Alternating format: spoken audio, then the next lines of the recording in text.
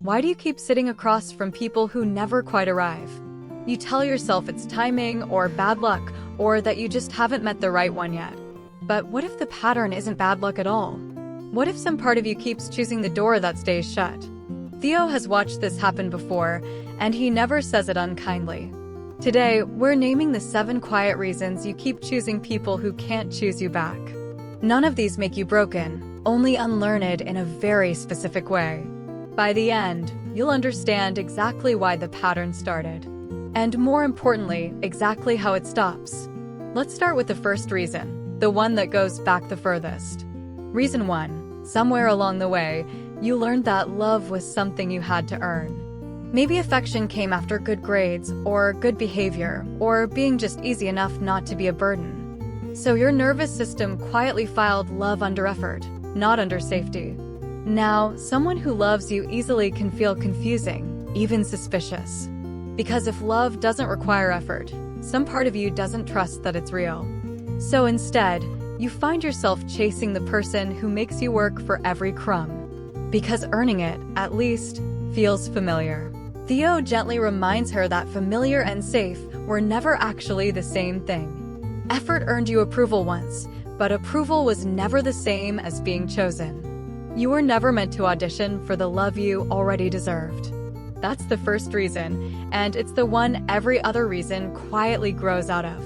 Let's look at the second one, quieter, but just as deep. Reason 2. Somewhere along the way, you started mistaking anxiety for chemistry. That racing heart when they don't text back a euro, it doesn't mean it's meant to be. It might just mean your nervous system learned to associate love with uncertainty. Because if you grew up unsure what mood would walk through the door, calm can feel like nothing's happening. So steady, kind, consistent people can start to feel boring, even though they're not. What excites you and what's actually good for you aren't always the same thing. Theo knows this bridge well. He's crossed it before too. He tells her the goal isn't to feel less, it's to feel steady instead of scared. Peace can feel unfamiliar at first, but unfamiliar isn't the same as wrong. The swaying bridge behind her doesn't disappear, it just stops being the only option she sees. That's reason 2, quiet chaos mistaken for chemistry.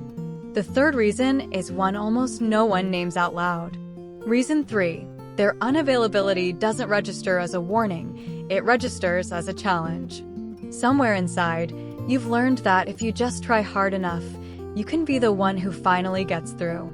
But being the exception was never actually the prize. Chasing someone who won't fully arrive keeps you safely at a distance from real intimacy. If they never fully choose you, you never have to risk being fully seen and still left. So the wall isn't just theirs, some of it is one you're quietly building too. Theo doesn't tell her to tear it down, he just sits on his side of it with her. He shows her that safety doesn't have to come from someone being unreachable. It can come from someone choosing to stay, even when they easily could have left. A locked gate was never a mystery worth solving, it was just a closed door with better lighting. That's reason 3, mistaking distance for depth. Reason 4 goes even quieter, back to what you never got to see modeled. Reason 4, you've never actually gotten to see what mutual, steady effort looks like up close. You can't reach for a blueprint you were never handed. So you improvise, piecing love together from movies, from friends, from guesswork. And sometimes what you piece together looks convincing, but isn't actually built to hold weight. You're not doing it wrong, you were just handed pieces instead of a picture. Theo grew up watching something steadier, and he offers to show her, not tell her. Inside, it's nothing dramatic, just 2 people showing up for each other in small, ordinary ways. No chasing, no chaos, just consistency that doesn't ask to be earned. It can feel almost unremarkable at first, and that unremarkableness is exactly the point. You can learn a new blueprint starting today, it's never too late to update it. That's reason 4, missing a model, not missing the capacity to love well. The 5th reason is about fear wearing a very convincing disguise. Reason 5, some part of you fears being fully seen, so distance quietly feels safer. If someone truly knows all of you, they could truly choose to leave all of you. So choosing someone unavailable means you never have to find out. You get to want love and still stay protected from the risk of losing it. But a love you're protected from can't actually reach you either. Theo doesn't push through the glass. He waits for her to choose to lower it. Because real safety was never about staying hidden. It was about being seen and staying anyway. Mira takes a slow breath and reaches for the lowest edge of the glass. It doesn't have to come down all at once, even an inch counts. Being known slowly is still being known. There's no prize for doing it all at once.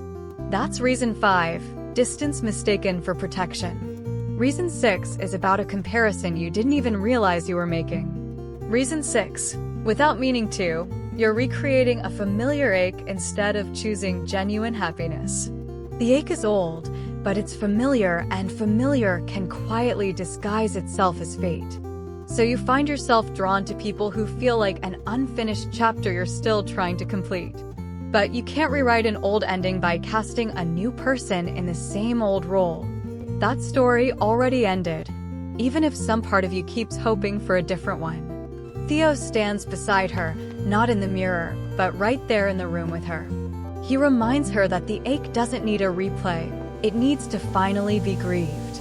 Grieving it means finally closing a door you've kept unconsciously propped open. And once it's closed, you finally get to choose someone for who they are, not who they remind you of. The ache gets to stay in the past, right where it happened. 8. That's reason 6, an old story mistaken for a new one. One reason left, and it's the quietest one of all. Reason 7. If they can never fully choose you, you never have to risk being fully chosen and then losing it. Being fully chosen means something real to actually lose, and loss is the thing you've spent years avoiding. So unconsciously, staying with someone who can't fully choose you keeps the stakes conveniently low. But low stakes also mean low reward. You can't protect yourself from loss and remain open to real love at the same time. Theo has been standing in that meadow light the whole time, not pulling her, just waiting.